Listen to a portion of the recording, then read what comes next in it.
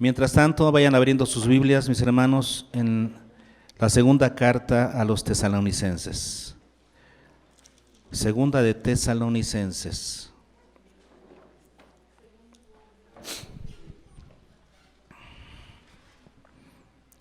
Segunda de Tesalonicenses. Tesalonicenses es una iglesia de la que Pablo habla bien. Si ustedes leen desde la primera carta, vemos cómo Pablo habla muy bien de esta iglesia. Por ejemplo, en la primera carta, en el capítulo 1, versículo 3, dice: alaba Pablo la obra de fe, el trabajo de amor y la constancia en la esperanza de esta iglesia. O sea, era una iglesia de fe, de amor y de esperanza. El apóstol Pablo también les dice en esta carta cómo él predicó bien el evangelio, pero también cómo ellos recibieron bien el evangelio y llevaron mucho fruto abundante y perseverante. Es una iglesia entonces buena, de la que Pablo habla bien en general. Sin embargo, siempre hay algo que mejorar, ¿no? Toda iglesia, por más buena que sea, siempre tenemos cosas que tenemos que seguir mejorando. Y no digo que nosotros seamos una buena iglesia, pero una iglesia que sea muy buena, igual siempre tiene cosas que mejorar. Todos tenemos siempre cosas que mejorar. Me llama la atención en la segunda carta a los tesalonicenses, en el capítulo 3, versículo 5, este deseo que expresa Pablo por esta iglesia. Me llama mucho la atención. Si es una iglesia que no tenía muchas cosas que corregir, ¿no? Era una iglesia que tenía más o menos, que era buena, en general, muy buena iglesia. Sin embargo, vean lo que el deseo que expresa Pablo para esta iglesia. Me llama la atención. Dice el 3:5, y el Señor encamine vuestros corazones al amor de Dios y a la paciencia de Cristo. Dos cosas que pide Pablo, pero comienza diciendo: el Señor encamine vuestros corazones. Se lo expresa a manera de deseo, ¿no? Mi deseo para ustedes es que el Señor encamine vuestros corazones. Esta sola oración, en esta sola oración ya tenemos muchas cosas que comentar, ¿no? El Señor encamine vuestros corazones. Vamos a hacer algunos comentarios aquí, al margen, antes de comenzar, y a manera de introducción. Primero, el Señor. ¿Por qué? Porque el Señor es el que provee lo que le hace falta a su iglesia. ¿De quién es la iglesia? Del Señor. Así es que Él es el que provee, Él es el que financia la obra, Él es el que promueve lo que a la iglesia le hace falta, ¿no? Por eso es finalmente a quien debemos de buscar, porque Él es el que provee para su iglesia. Siempre que nosotros, por ejemplo, nos preparamos, los que predicamos aquí, lo hacemos con mucho temor y siempre buscando cada semana lo que Dios quiere compartir para la iglesia. ¿Por qué? Porque no somos nosotros, finalmente no somos nosotros. Estaba, por ejemplo, pensando en la mañana, ven que me pongo a veces a leer los boletines anteriores que dábamos hace tiempo, y tengo ahí una colección de boletines en el baño. Entonces de repente agarro uno y lo leo y digo, están buenos. Pero ¿saben por qué? Porque finalmente uno entiende que nuestra capacidad proviene de Dios. Y Dios nos ayuda, y entonces es Dios el que está haciendo esos temas, tratando esos temas para la iglesia. Uno tiene que entender eso, no soy yo, es Dios a través de mí. Porque finalmente es Dios, es el Señor el que provee para su iglesia. Todo lo que le hace falta a la iglesia viene de parte de Dios, ¿ok? Por eso la definición de profeta, ¿no? El predicador, ¿qué es? Es un profeta, es un vocero de Dios, no más. No hay mucho mérito, ¿no? Es Dios. Bueno, entonces el Señor es el que provee lo que le hace falta a la iglesia. Ahora dice aquí que el Señor encamine. Ahora, ¿la iglesia necesita ser encaminada por el Señor? Sí, porque nosotros, hermanos, no sabemos lo que es verdaderamente importante para nuestra vida. Nosotros no lo sabemos. Nosotros, al fin de cuentas, somos como niños que piden un helado para desayunar. Nosotros no sabemos lo que necesitamos. necesitamos ser encaminados por el Señor. Él es el que provee y Él es el que encamina nuestra vida. Necesitamos que Él sea el que nos encamine. Nosotros creemos que viendo enlace, nuestra fe será edificada. Nosotros creemos que veniendo cada 8 días al templo, ya la hicimos, estamos cumpliendo. Nosotros creemos que leyendo un libro de superación personal vamos a ser mejores cristianos, en vez de leer la Biblia. Nosotros creemos que recibiendo la imposición de manos de un ungido del Señor, vamos a ser mejores creyentes. Nosotros creemos que con recitar textos de memoria sin ponerlos en práctica, estamos bien delante de Dios. ¿Se dan cuenta? Nosotros creemos muchas cosas que no son. Necesitamos ser, ¿qué? Encaminados por el Señor. Él sí sabe lo que nosotros necesitamos y Él es el que lo va a hacer. Y ese es el deseo de Pablo, que el Señor encamine ¿qué? Ahora, ¿encamine qué? Nuestros corazones. Es que Pablo sabe cómo funciona el Señor. Pablo sabe perfectamente bien que el Señor no nos va a obligar como títeres a hacer las cosas. Él nos tiene que convencer. Ahorita les voy a explicar un poquito esto, ¿no? Pero lo que sucede es que el corazón, dice que el Señor encamine vuestros ¿qué? Corazones. Y el corazón tipifica el centro de nuestra voluntad, el centro del ser humano. Es donde convergen el intelecto, las emociones y la voluntad, elementos con los que tomamos decisiones diariamente. Dios nos creó como seres inteligentes, emocionales y volitivos. Y entonces, a través de esos elementos, tomamos decisiones. Es que así nos hizo el Señor. Así es que Él no nos va a obligar. Él, ¿qué es lo que va a hacer? Va a utilizar una metodología didáctica para enseñarnos. Por eso nos dejó la Biblia. Ahora, ¿eso qué quiere decir? Que el Señor comienza por persuadirnos a través de su palabra y su espíritu. Persuadir nuestro intelecto, nuestra mente. Cuando estábamos en el Instituto Bíblico, ya en el 3er año, mi profesor favorito, Miqueas Bustos, ahora saben por qué le puse Miqueas, por mi profesor del instituto. Bueno, él era un excelente maestro de hermenéutica, de interpretación bíblica, excelente. Y él se le ocurrió hacer un grupo de teología, o sea, de teólogos del Instituto Bíblico, gente que hiciéramos teología, o sea, que estuviéramos contextualizando lo que dice la Biblia a nuestro entorno social y cultural. Y entonces nos dijo que nos preparáramos con diferentes ponencias, decía él, para tratar el tema justamente de que la fe es una fe inteligente. Nuestra fe es una fe inteligente. Yo me puse a estudiar entonces, y como en el 3er año nos estaban dando griego y hermenéutica, no, yo andaba pero... Y entonces me comencé a estudiar y encontré la palabra pistis, de donde viene fe o creer, viene de su raíz. La raíz de esa palabra es la palabra peito, y la palabra peito significa persuadir. En el pasivo, en la voz pasiva, ser persuadido. Y encontré muchas citas de la Biblia en donde justamente la fe viene a través de creer, del peito, a través de que Dios nos persuada con su palabra. La fe es inteligente.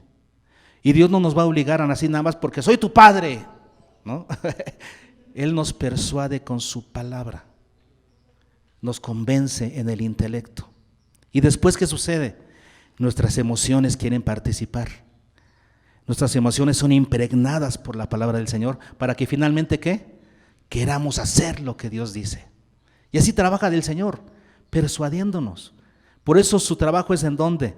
En el corazón, en lo interior. Dios nos convence primero para que entonces sea una fe genuina y no seamos monigotes, porque entonces sí tendríamos una fe imitada, seríamos hipócritas. No, no somos hipócritas. Dios nos ha convencido. Y lo que nosotros hacemos cuando accionamos hacia afuera es convencidos de lo que Dios nos ha cambiado en el interior. Por eso dice aquí el deseo del apóstol Pablo, y el Señor encamine vuestros corazones, el centro de nuestro ser. Ese es, diríamos, el deseo de Pablo, ¿no? Que el Señor encamine nuestros corazones. Ahora, a dos cosas. Pablo está pensando aquí en dos cosas primordiales que la iglesia necesita, en las que el Señor tiene que encaminar a su iglesia, en las que Dios tiene que encaminar el corazón de los creyentes. Dos cosas. ¿Cuáles son esas dos cosas? ¿Qué dice? Segunda de Tesalonicenses 3:5. Que el Señor encamine vuestros corazones al amor de Dios y a la paciencia de Cristo. Dos cosas. Dos cosas en las que tenemos que ser encaminados por el Señor porque son necesarias para nuestra vida cristiana. Tenemos que aprender el amor de Dios y tenemos que aprender la paciencia de Cristo. Qué interesante, ¿no? Vamos a analizarlo. Lo primero, dejemos que el Señor encamine nuestros corazones, hermanos. ¿A qué? Número uno, al amor de Dios. Al amor de Dios. El amor de Dios es vital. Porque el Padre es nuestro modelo de amor. Así como los padres de familia debemos ser modelos de amor para ¿quiénes? Para nuestros hijos. Así debería de ser. El Padre, por encima de cualquier otra cosa, lo que tiene que transmitir, ¿qué es? Amor. O sea, los hijos deben saberse amados por su Padre. Los padres no somos perfectos. Podemos equivocarnos en muchas cosas, pero algo que le debiera quedar claro a los hijos es que los amamos. Y los hijos no van a buscar padres perfectos. Sabemos que no hay padres perfectos, pero los hijos deben saber que su papá los ama. Eso debiera ser algo primordial. Ahora, qué tristeza que en nuestra sociedad haya tantos hijos que no se sienten amados, que no se saben amados. Y por eso caen en los problemas de la sociedad. Por eso vemos a tantos hijos con tantas carencias, porque les faltó ¿qué? El amor de papá. Saberse amados por su papá, les faltó. Y eso trae muchos problemas a la persona y a la sociedad en la que vivimos. Se han hecho estudios, ¿no? En donde a muchas personas que están en la cárcel o en centros de rehabilitación, y si se dejaran hacer estudios los malos, los delincuentes, sabríamos que a todos ellos les faltó la figura paterna, el amor del Padre. Si esto es cierto, hermanos, en el ámbito secular, también lo es en el ámbito cristiano. ¿Cuántos cristianos habrá que no se sienten amados por Dios? ¿Les parece increíble? Pero hay muchos cristianos que no han entendido el amor de Dios, no lo conocen. Y por eso cuando viene cualquier problema o cualquier situación, sienten que Dios los abandonó, que Dios no está, que Dios los está castigando, que no saben del amor de Dios, no lo saben, no lo conocen. Y es vital que conozcamos el amor de Dios, hermanos. El apóstol Pablo entiende lo primordial que es esto para el creyente. En Efesios 3, versículos 18 al 19, vamos a verlo. El apóstol Pablo nos habla de cómo podemos ser llenos, fíjense, ser llenos de toda la plenitud de Dios. ¿Cómo ser llenos de toda la plenitud de Dios? ¿Quieren saberlo? Pues ahí en Efesios 3, 18 y 19 dice: y que seáis plenamente capaces, fíjense, de comprender, de conocer, de entender con todos los santos cuál sea la anchura, la longitud, la profundidad y la altura, y de conocer ¿qué?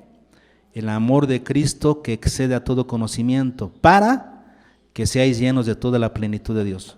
¿Cómo es que podemos ser llenos de toda la plenitud de Dios?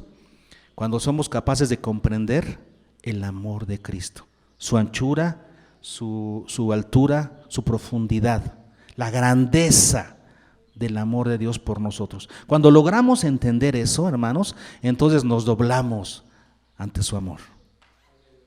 Por eso yo no entiendo cuando hay personas que se dicen cristianas, pero no aman al Señor, tienen dudas del amor de Dios, quiere decir que no lo han entendido. Si la cruz de Cristo no te doblega, no te hace que caigas de rodillas, quiere decir que no has entendido el amor de Dios. Porque aquí, bueno, el Efesios está hablando del Hijo, ¿no? Está hablando el amor de Cristo. Pero ¿quién envió a Cristo? Juan 3:16. De tal manera amó Dios al mundo que ha dado a su Hijo. Porque Dios nos amó tanto, envió a Jesús. Y ese es el amor que excede a todo conocimiento. Si nosotros somos capaces de comprender ese amor, entonces estaremos rendidos ante el amor de Dios y responderemos adecuadamente a Él. ¿Qué debemos conocer entonces para ser llenos de toda la plenitud de Dios? El amor de Dios a través de enviar a su Hijo Jesucristo. ¿Cómo se conoce ese amor? A través del Evangelio. Y una pregunta más que yo haría: ¿y quién puede comprender la grandeza de ese amor? ¿Quién? Aquellos que escuchan el Evangelio. Pero hay una cosa que me llama mucho la atención que está en Lucas 10:22.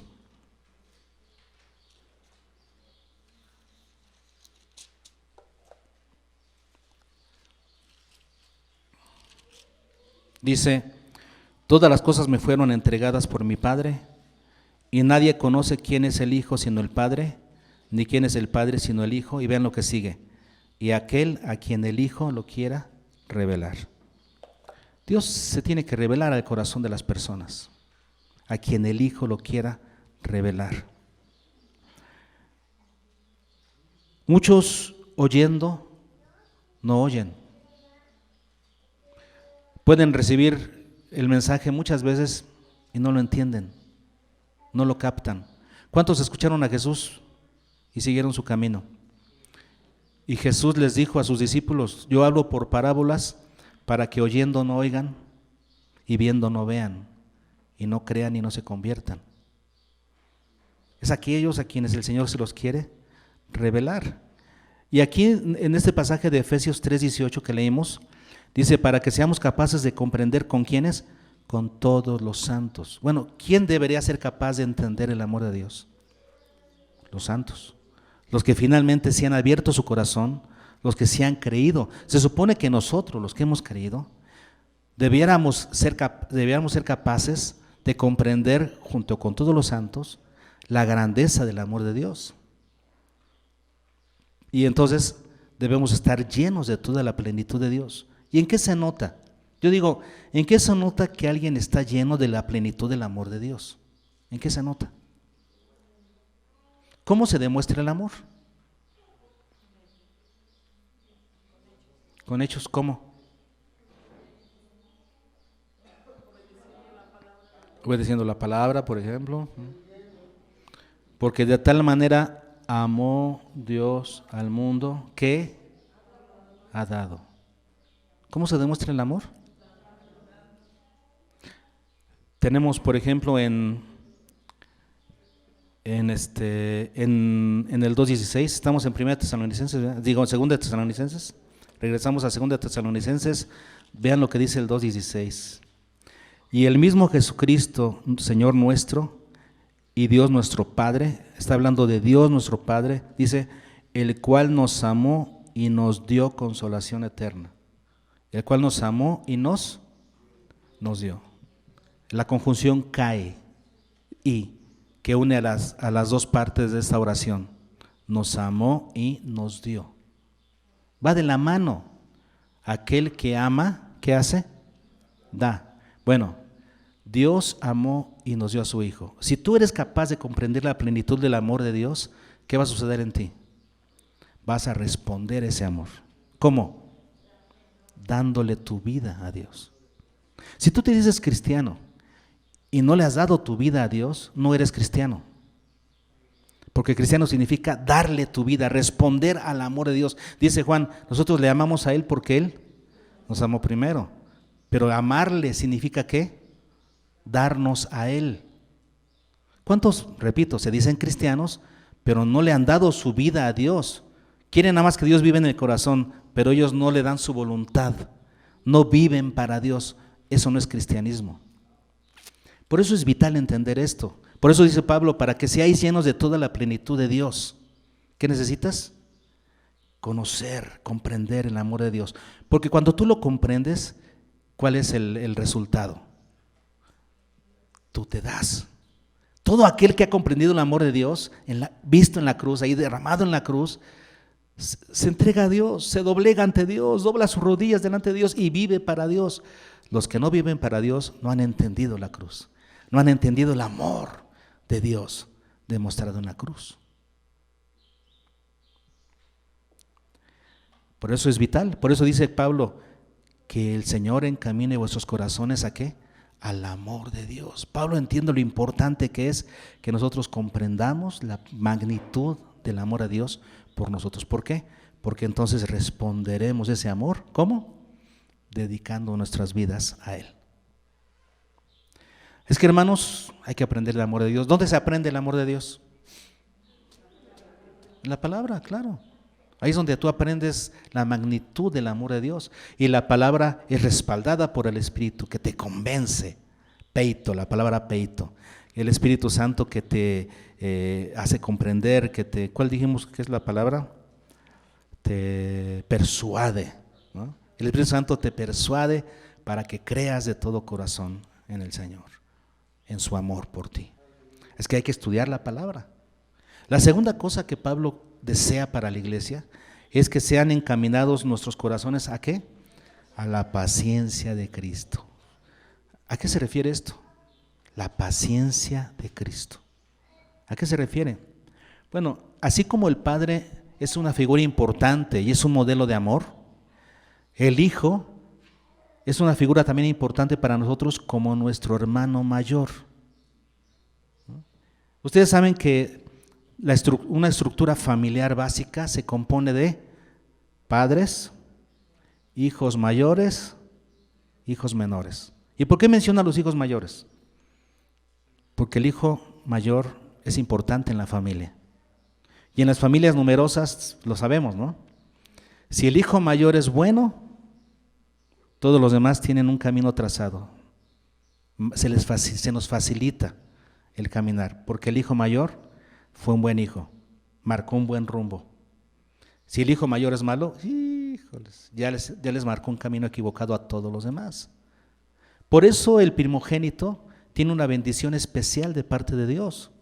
¿No lo han pensado?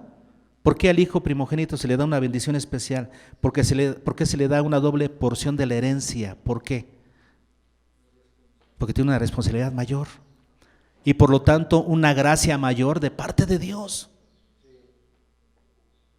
Es el primogénito, el que marca el camino, el que limpia la senda. Claro, los padres tienen que aprender a trabajar en el hijo mayor porque saben que él va a ayudar en el sendero a los demás. Cristo es nuestro hermano mayor, o sea, nuestro modelo. Él es nuestro modelo en un montón de cosas en la vida cristiana. Nuestro modelo de obediencia, nuestro modelo en el ministerio. Nosotros simplemente estamos siguiendo el ministerio que él inició. Él es nuestro modelo inclusive de resurrección, ¿no? Porque así como él resucitó, nosotros resucitaremos de la misma manera. Acuérdense que antes de que Cristo naciera como Jesús, el Hijo de Dios, antes de que naciera como Jesús, antes de que naciera como el Cristo, el ungido de Dios, Él era eterno, el eterno Hijo de Dios. A partir del momento que Él vino a tomar esa humanidad para nuestra salvación, Él vino a ser nuestro modelo en todas las cosas. Por eso Él ahora tiene un cuerpo glorificado. Él no lo tenía. Ahora Él está a la diestra del Padre con un cuerpo glorificado, similar al cuerpo que nosotros recibiremos. Él es nuestro modelo en todos los sentidos. Bueno, también en este. Él es nuestro modelo de paciencia. Pero me llama la atención que Pablo aquí le dice que el Señor encamine nuestros corazones a la paciencia de Cristo. La paciencia, ¿qué significa eso? La paciencia de Cristo. Otro escritor que utilizó esta misma frase, solamente se encuentra una vez más, está en Apocalipsis 1:9.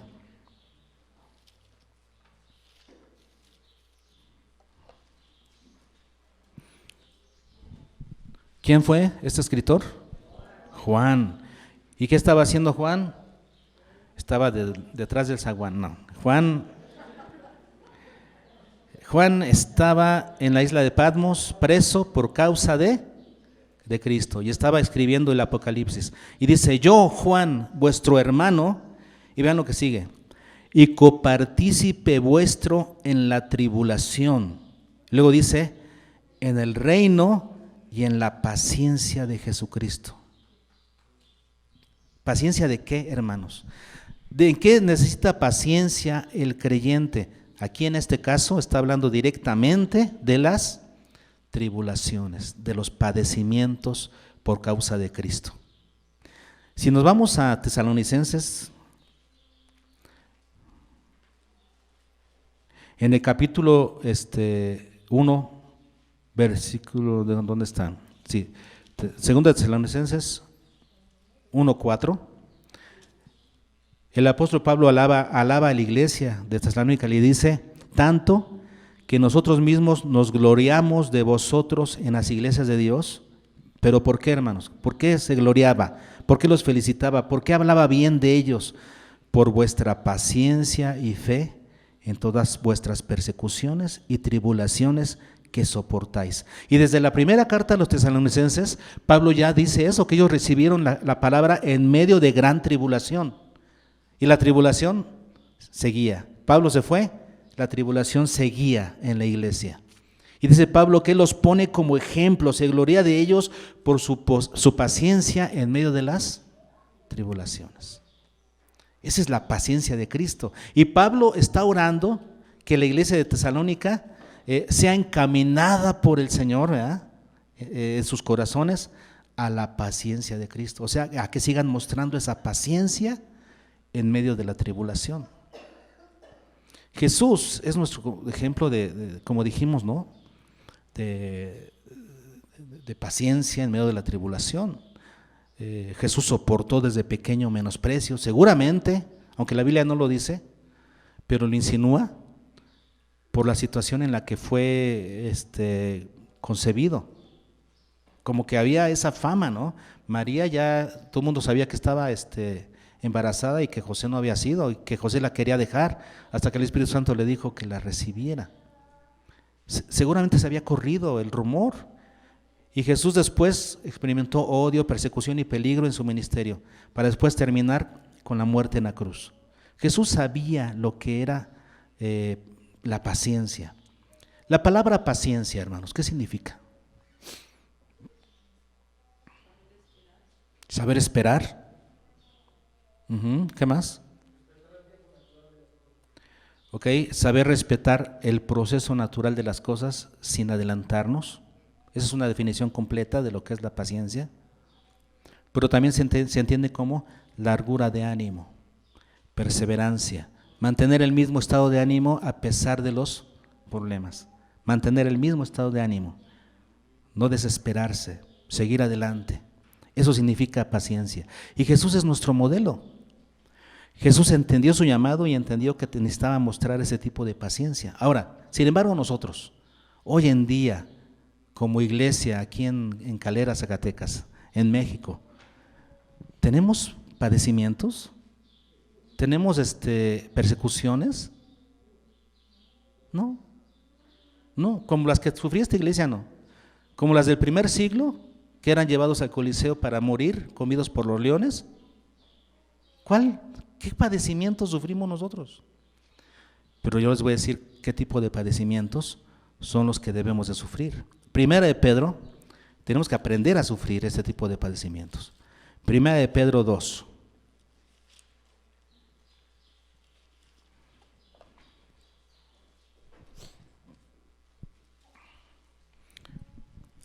Versículos 19 en adelante.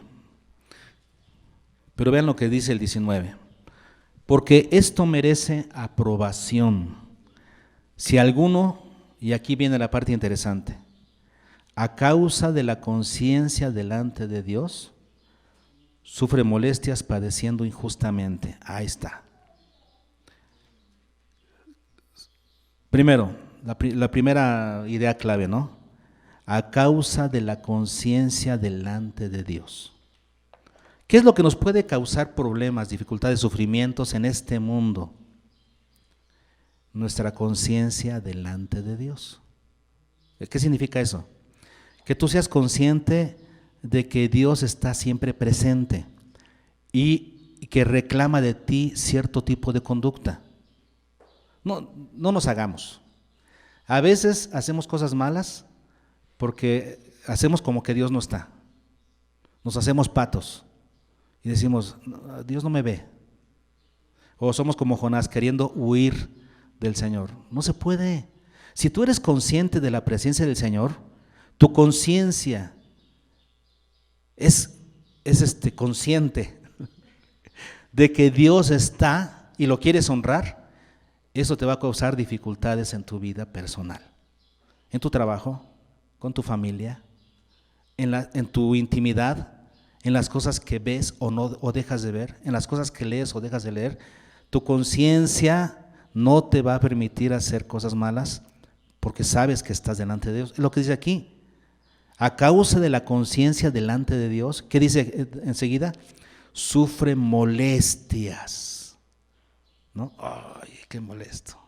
Yo quiero hacer esto, pero Señor, ¿por qué no me dejas hacer esto? Yo quisiera hacer esto, pero tú sufres molestias, ¿no? Padeciendo injustamente.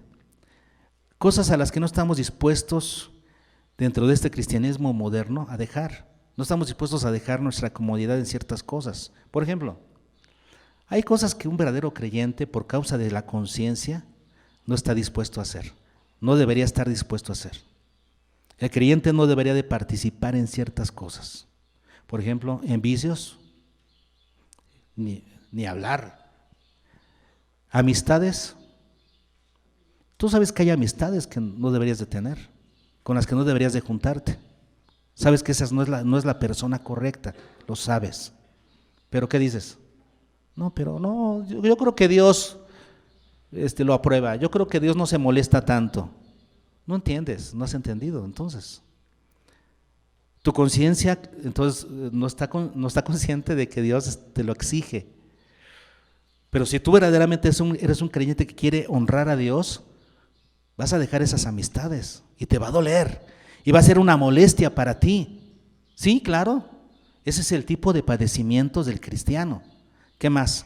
Actividades en las que sabes que no deberías estar. Tú sabes que un creyente no hace eso. No va a esos lugares, no hace ese tipo de cosas. Tu forma de hablar. Como estás en la onda con los amigos, pues hay que hablar como ellos, porque si no, ¿qué pasa si no hablas como ellos? Te van a comenzar a señalar. Esas son las molestias que sufre el cristiano. ¿Qué más? La cultura.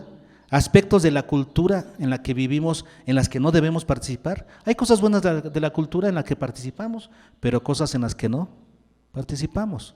Y todo ese tipo de situaciones, ¿qué hacen? Que te vuelvas un indeseable. Y todos te comiencen a criticar y a señalar. Y muchos no estamos dispuestos a padecer eso. Así es que vivimos un cristianismo light, ¿no? Que nadie sepa, que nadie se dé cuenta, mejor participo. El que es un verdadero creyente, a causa de su conciencia delante de Dios, va a padecer molestias por causa de Cristo. Y va a ser criticado, y va a ser señalado, y va a ser separado de los demás. ¿Y qué sigue diciendo el apóstol Pedro? El apóstol Pedro pone como ejemplo a Jesucristo, a nuestro Señor Jesucristo. Dice, versículo 20, seguimos leyendo. Pues qué gloria es si pecando sois abofeteados y lo soportáis. O sea, si mereces ser castigado porque hiciste mal y lo soportas, ¿qué chiste tiene? Lo merecías. Mas si haciendo lo bueno sufrís y lo soportáis, esto ciertamente es aprobado delante de Dios. Esa es la paciencia de Cristo. Esa es la paciencia de Cristo. Y vean el ejemplo que nos pone el Señor. Pues para esto fuisteis llamados. Para esto fuisteis llamados. Para la paciencia de Cristo. Vean lo que dice.